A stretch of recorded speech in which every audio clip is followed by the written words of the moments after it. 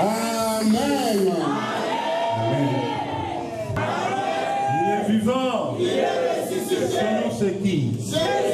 Si ton Dieu est vivant, tu l'acclames très fort.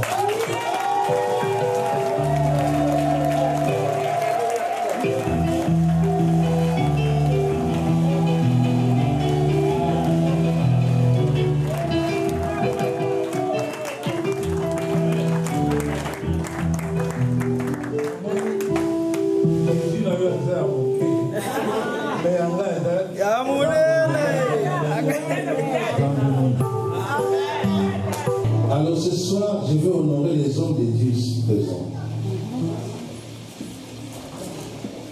Je vais vous présenter le prophète Aaron de l'église Arche de l'Alliance à Londres. C'est mon fils spirituel, le premier pasteur que j'ai ordonné à Londres, mon prophète Aaron.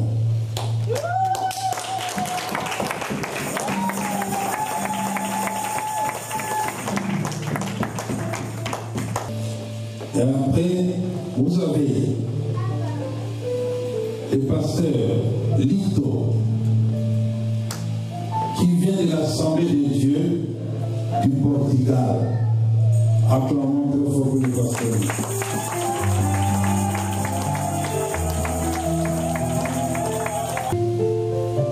Et vous avez les pasteurs modestes pour moi, notre pasteur de notre église Zioniste internationale à Londres, pasteur modeste.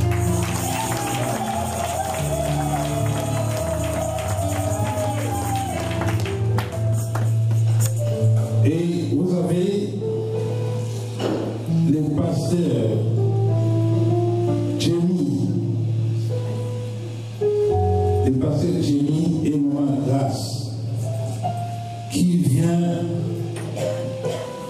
d'Allemagne et nous ont toujours soutenus et nous les portons dans le cœur. Allemagne, Francfort. Maman Grâce, pasteur Jenny. Vous êtes bienvenus. Amen. Nous avons le pasteur Philippe du Mont des Oliviers en Vesse.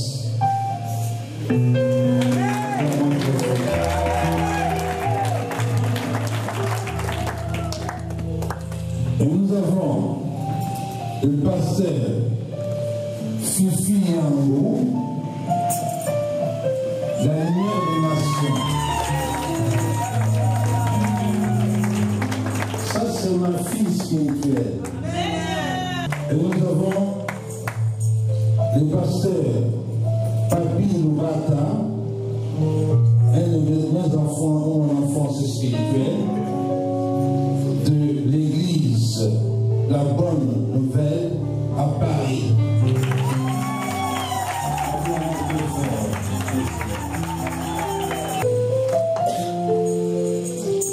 Et nous avons le pasteur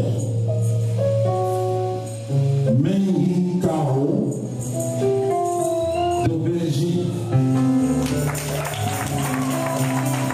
Et nous avons le pasteur Gimon Jean Bosco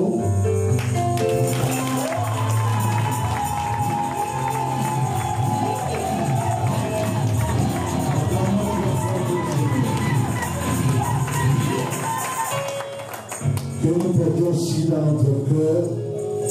Nous les aimons beaucoup, les deux Gimon qui ont placé une pierre dans la vie de mon épouse, qui lui ont enseigné l'ABC de la Bible. Et nous en sommes infiniment reconnaissants.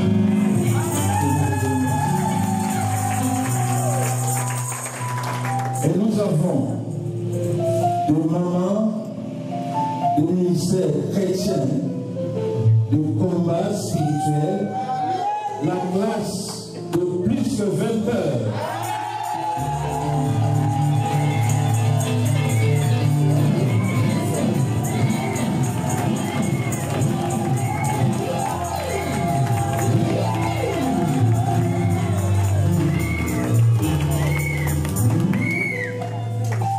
Ce ministère accomplit une lot de tâches dans la vie de mon épouse, dans la délivrance. Parce que la délivrance est un processus. Et Dieu a travaillé grandement dans sa vie, dans ses ministères. Et quand elle est sortie de là, Dieu m'a dit, voici ta femme, tu as quelque chose à ajouter sur elle. Pasteur Clémence Inanga de Liège.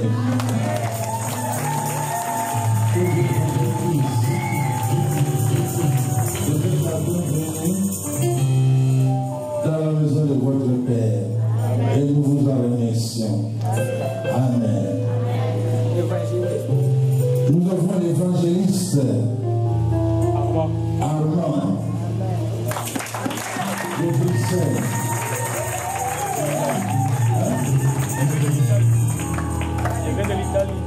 L'évangéliste Armand qui vient de l'Italie. Et oui, je vous présente aussi notre invité, l'archbishop Téligé.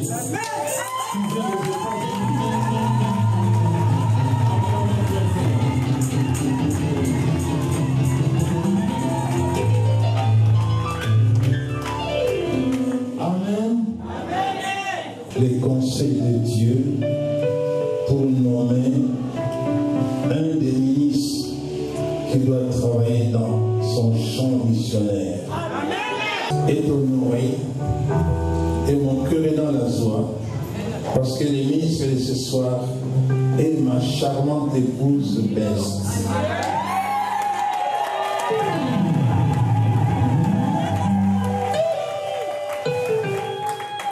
Alors, tu peux te poser des questions. Pourquoi on doit l'honorer? Pourquoi on doit leur donner ce soir? Le message que j'ai reçu, le premier message que Dieu m'a donné, quand nous sommes mariés, le pasteur qui avait béni notre mariage, il avait dit, cet homme a besoin d'une femme qui va l'aider dans sa lourde tâche. Il attend de demeurer seul, mais ce soir-là, il a dit, Dieu a fait un sort pour lui. Et cette femme va l'aider dans tout ce qu'il doit accomplir. Alors, quand j'ai prié pour la consécration de ma femme, j'ai demandé l'ordre de Dieu. Seigneur, parle-moi. Et le Seigneur m'a parlé dans les livres des Nord, si nous pouvons lire.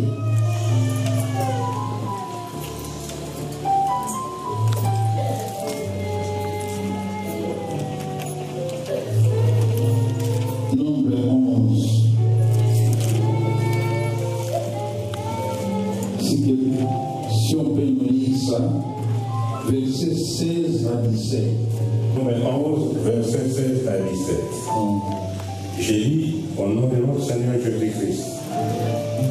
L'Éternel dit à Moïse, assemble auprès de moi 70 hommes, des anciens d'Israël, de ceux que tu connais comme anciens du peuple et ayant autorité sur lui. Amène-les à la grande assignation et qu'ils s'y présentent avec toi. Je descendrai et là je te parlerai. Je prendrai l'esprit qui est sur toi et je les mettrai sur eux, afin qu'ils portent avec toi la charge du peuple et que tu ne la portes pas à toi seul. Parole de l'Éternel. Amen. Acclamons très fort cette parole. Je prendrai l'esprit qui est en toi je les mettrai sur eux, afin qu'ils portent la charge que Dieu t'a donnée, que tu ne la portes pas seul, parce qu'elle pèse. Alors Dieu m'a dit, le moment est arrivé pour que nous puissions porter cette charge en deux. Alors pour cela, il fallait le présenter devant Dieu, conformément à cette parole. Il a parlé aussi à ces prophètes. Nous avons eu beaucoup de messages. Et le dernier message, c'était avec l'archbishop Tédidje, qui nous a donné encore ce message afin de l'accomplir. Et c'est pour cela que nous sommes rassemblés ce soir pour l'accomplissement de cette parole. Amen. Et lui qui va témoigner concernant notre bien-aimée candidate à la consécration de ce temps. Amen. Pasteur. Amen. Est-ce qu'on va acclamer très fort pour le Seigneur? Amen. Merci d'abord à Robo qui m'a donné cette opportunité pour parler devant vous. C'est grâce à lui que je suis pour parler de la part du Seigneur. Amen. En fait, je voulais parler de notre maman ici devant. C'est une femme de Dieu. Non seulement je peux parler, mais vous savez que je suis la première personne qui a placé la pierre comme a dit Papa Bongo aujourd'hui. Je l'ai baptisé par immersion. Amen. Par immersion, en fait, je savais qu'elle avait une richesse en elle. Si les gens ne croient pas en toi, mais moi je crois. Amen. Moi je crois dans le ministère. Et je te soutiendrai toute ma vie. Parce que tu feras aussi ma fierté dans mon ministère. Partout où je parlerai, je dirai que j'ai une fille qui est la meilleure dame, qui a des dons spirituels et que le Seigneur va utiliser puissamment. Quand j'ai rencontré Maman Saki, elle était musulmane. Elle ne connaissait pas Dieu. Amen. Je lui ai parlé de Jésus. Nous avons fait des démonstrations de l'esprit. Et la maman a donné sa vie au Seigneur. La première des choses, elle s'est fait baptiser. Parmi tous les gens qui étaient avec moi, ce que je retiens de cette dame, c'est qu'à chaque fois que je prêchais la parole, elle avait un stylo pour écrire. C'est comme si elle avait l'idée de faire quelque chose. Voilà. Quand elle a sorti son album,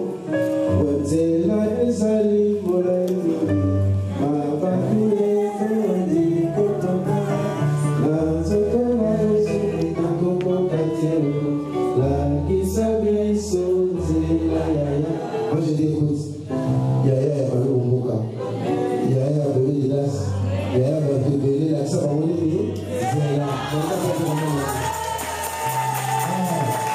C'était une révélation, et on a été avec elle. Je bénis le Seigneur parce qu'un jour, j'ai rencontré Maman Saki. C'était chez Aïda. Et Dieu me dit que tu vas rencontrer un homme de Dieu. Il viendra de Londres. Mes frères et sœurs, je ne connaissais pas Papa Bongo. Quand je lui ai dit ça, elle n'avait pas cru à cela. Elle n'avait pas cru. Amen. Mais un jour, elle est revenue. Elle dit Papa, j'ai retrouvé maintenant l'homme de ma vie.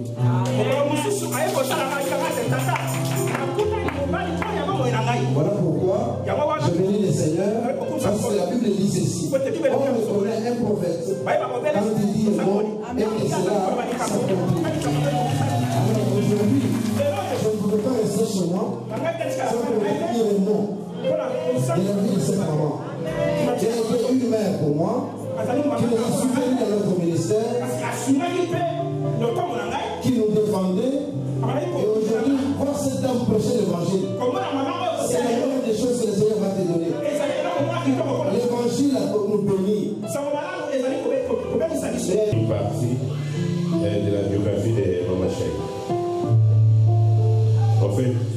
on pourrait se dire qu'il faut encore lire cette biographie, mais nous sommes obligés de la lire parce que c'est une biographie qui a été écrite et rendue par Maman Chagui elle-même. Alléluia. Vous savez, cette dame n'a jamais eu honte de témoigner de sa vie. Alléluia. Et son témoignage a bouleversé le monde, a transformé la vie de plusieurs personnes. Amen. Moi, personnellement, j'ai eu à suivre son témoignage, à entendre les DVD et les CD. Alléluia. Amen.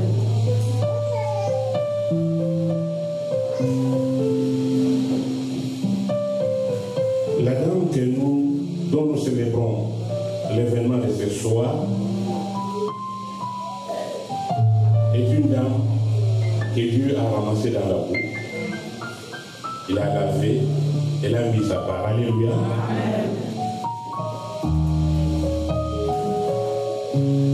Anciennement, pour son nom d'origine, c'est Tabou Sagui Charoufa. Elle est fille de Sagui, de M. Sagui Antoine et de Mme Sali Sagui. Salima Sagui. Elle est née le 23 novembre 1952 à Kinshasa, en République démocratique du Congo, d'une famille de 9 enfants dont elle est l'aînée. Elle a la nationalité belge, mais elle est d'origine congolaise.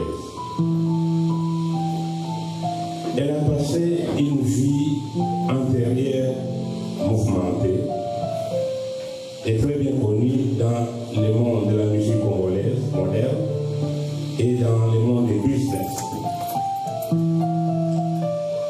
Dans le monde de la musique, elle a été fondatrice de l'orchestre Viva la Musica de Papa Wemba. Et elle était également la deuxième femme de Papa Wemba. C'est une position qu'elle a gardée pendant 32 ans. Elle était vénérée. On l'appelait Elou Charoufa, Mabele Mokonzi, première dame de la Belgique, Soso Pembe, Mère Botou. La référence est Sai. Dans le business, elle était patronne de la boîte de nuit. La référence, Boulevard des Stars, pendant 10 ans. Patronne également du café-restaurant. Pourquoi pas les stars? Comme le prophète l'a dit. Et elle a rencontré son Dieu. C'était le 27 juin 2001. Et à partir de ce moment-là, sa vie a complètement changé.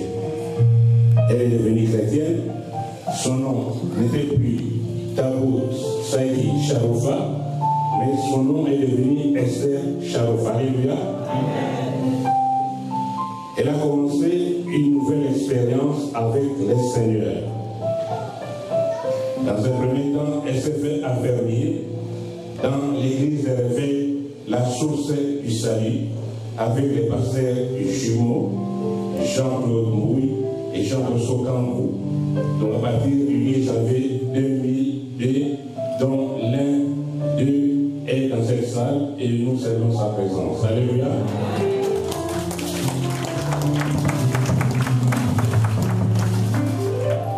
Cette affaire ne s'est pas arrêtée là-bas, elle a poursuivi. Comme l'a dit l'homme de Dieu, comme à quelque chose de Dieu a poursuivi son aventure avec Dieu. Le 7 septembre 2002 à Bruxelles, elle s'est fait baptiser. À la fin de l'année 2003, elle renonçant à sa position de deuxième femme. Alléluia.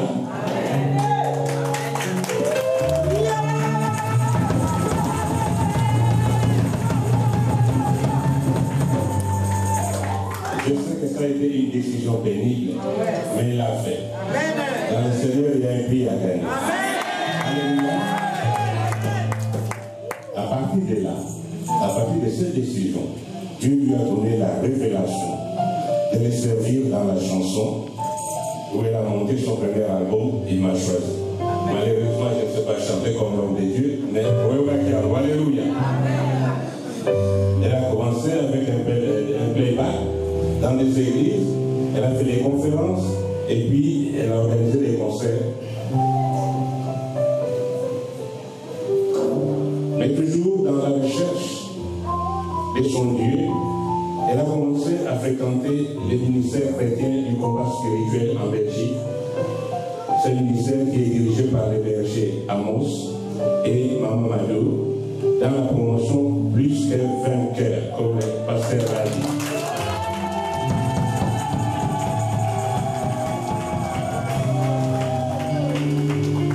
Maman, est-ce que vous pouvez encore applaudir plus fort pour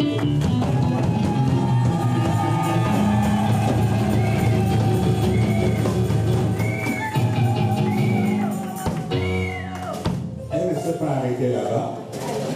Au même moment qu'elle allait au combat spirituel, elle fréquentait aussi l'église Mont des Oliviers du révérend pasteur Abraham Isidora et de Maman Sarah en Anvers, où j'ai eu à rencontrer personnellement Maman Esther. Alléluia.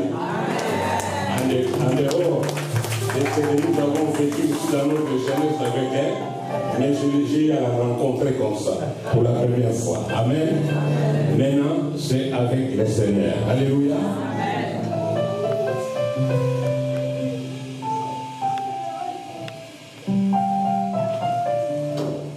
En 2005, donc le mercredi 16 novembre, après plusieurs séances de délivrance au ministère du combat spirituel, elle a rencontré l'apôtre Jean-Baptiste Bongo, avec qui elle s'est mariée. L'apôtre Jean-Baptiste Bongo, ils se sont mariés le 18 février 2006 devant Dieu et les hommes. Mariage béni par le pasteur Soba. Son nom qui était Tabo Sagi Charoufa et qui est devenu Esther Charoufa après avoir reçu Christ, et maintenant après le mariage, elle est devenue Esther Charoufa Bongo.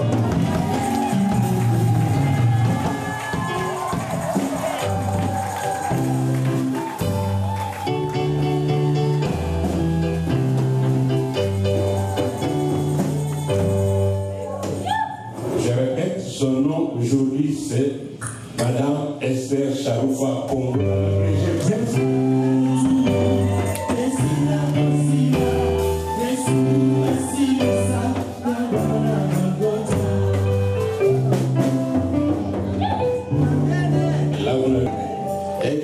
Il a dit que c'est une femme puissante.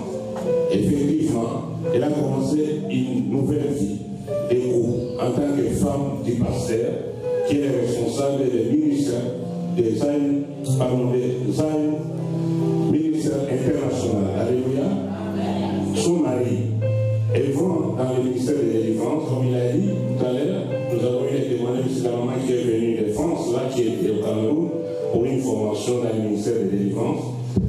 Alors, maman Chadi, la servante de l'Éternel, soutient son mari dans ce ministère de la délivrance. Et elle a reçu une grande formation pendant 7 ans comme l'apôtre Paul à Gamaël.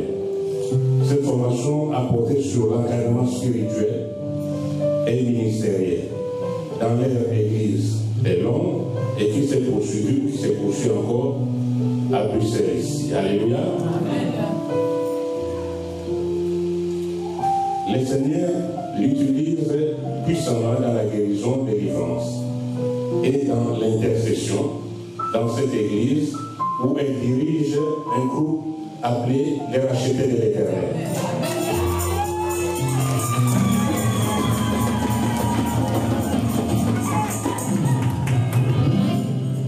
En dehors de l'intercession des nations, donc de l'église et des nations, et diverses tâches, elle s'emploie à l'évangélisation.